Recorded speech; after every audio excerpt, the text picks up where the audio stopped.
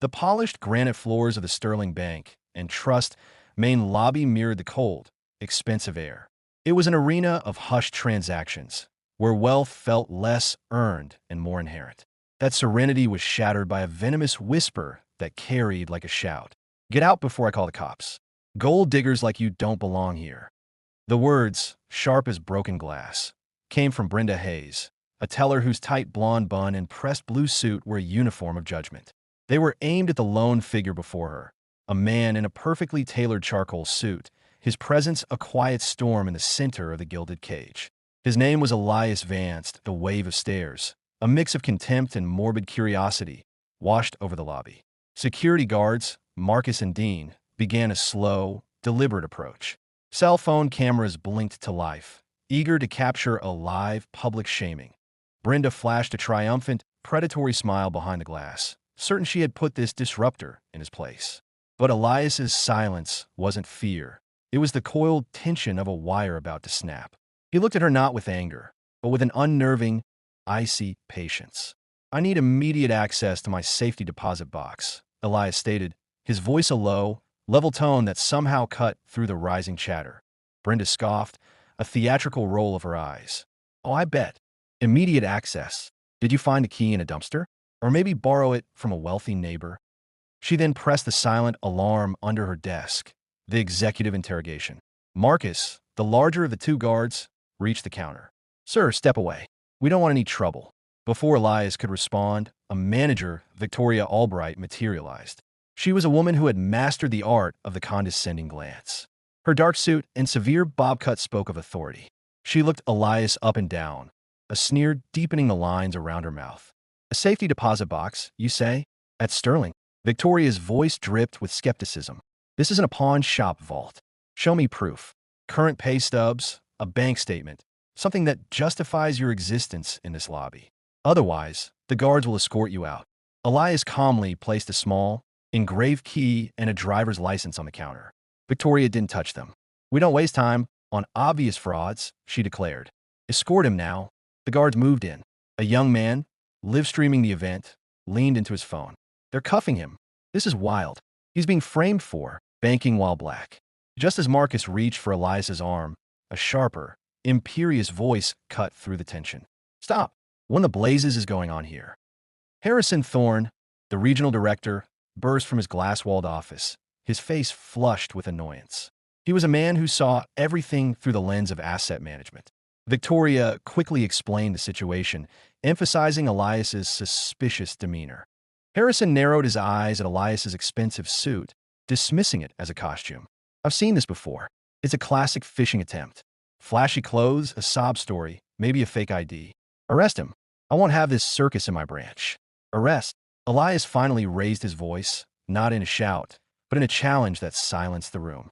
"For asking you to perform the basic function of your job?"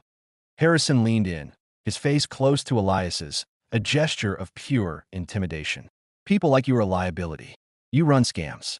You bring down our image. Get him out." The revelation. As a guard moved a second time, a wave of cold resolve washed over Elias. "Before you commit an act that will haunt every one of you for the rest of your careers," Elias commanded, his eyes fixed on Brenda. "Scan the account tied to this key. You will find it is far from fraudulent." Brenda hesitated, then, with a sneer, picked up the key. "Fine. Let's confirm you're a nobody." She typed the vault number into her terminal. The computer screen, however, didn't display an error. It didn't show a zero balance. It simply froze.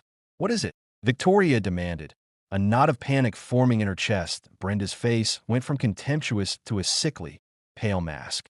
Her jaw dropped. She stammered out the numbers as the system refreshed. "Balance reads $842 million. A collective, audible gasp broke the stillness. The numbers seemed to hang in the air, impossibly vast, crushing their preconceptions. Elias didn't react. He simply repeated his original request, his eyes unblinking. "My box. Now." Harrison's bravado evaporated. "That can't be right. Override it." "No override possible, sir," Brenda whispered, her voice barely audible. "It's a Tier 0 executive fund. The key is linked directly to the primary corporate account of Vance Global Tech." The teenage streamer shrieked into his phone. "Nearly $1 billion. This man owns the bank. His viewer count exploded. Harrison, now utterly defeated, stumbled forward, clutching the counter. Mr. Vance, sir, we had no idea. You had exactly the idea you needed. Elias cut him off, his voice glacial. You profiled me, mocked me, and tried to criminalize me for simply existing in your space. Your performance is over. Now let's finish your branch. He pulled out his phone, opened a high-security banking app, and with 2 deliberate taps, sent a signal to the massive video wall behind the tellers. His personal banking screen projected onto the lobby's primary display. The entire room watched as Elias initiated a transfer. He typed the amount with agonizing slowness. $250 million only. You're withdrawing that? A customer shouted.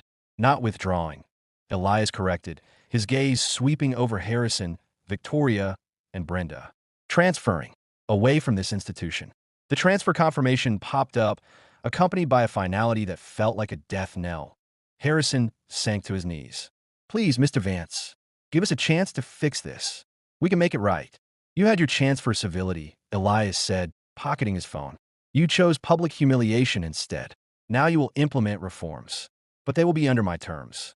Just then, the glass doors burst open and Simon Reed, the visibly perspiring CEO of Sterling Bank and Trust, rushed in, flanked by a security detail. He had been alerted to the sudden, catastrophic movement of the VGT funds. Mr. Vance, Reed gasped, his face a picture of frantic, corporate terror. We've been alerted. Please, allow me to apologize, to make amends, allow you. Elias's voice was the sound of ice cracking. Your staff branded me a criminal and attempted to handcuff me in front of the entire world. Your branch is a toxic asset. He pointed a steady finger. Brenda, he announced to the sobbing teller. You're terminated. Effective immediately. Victoria, he continued to the manager, who was staring blankly at the floor. Suspended, pending a full criminal review of your conduct.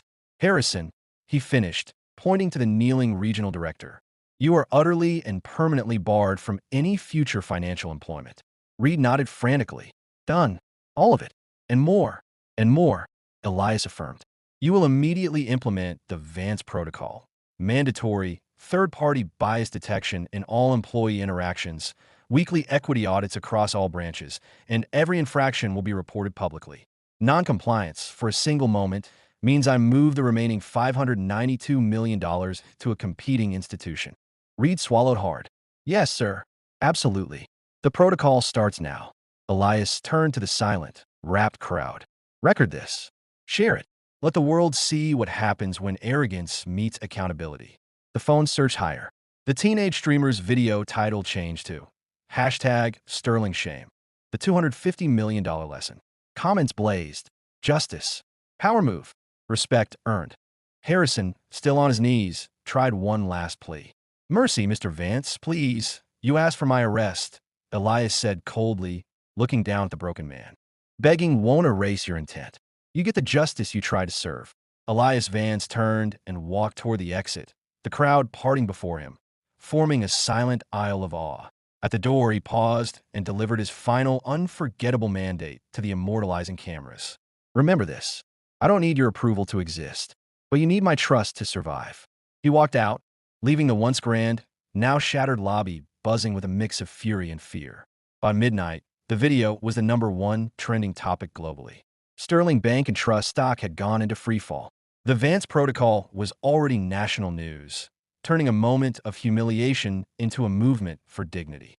Elias Vance sat quietly in his penthouse, the city lights below him, knowing that the loudest statement he had ever made didn't require him to raise his voice, only to move.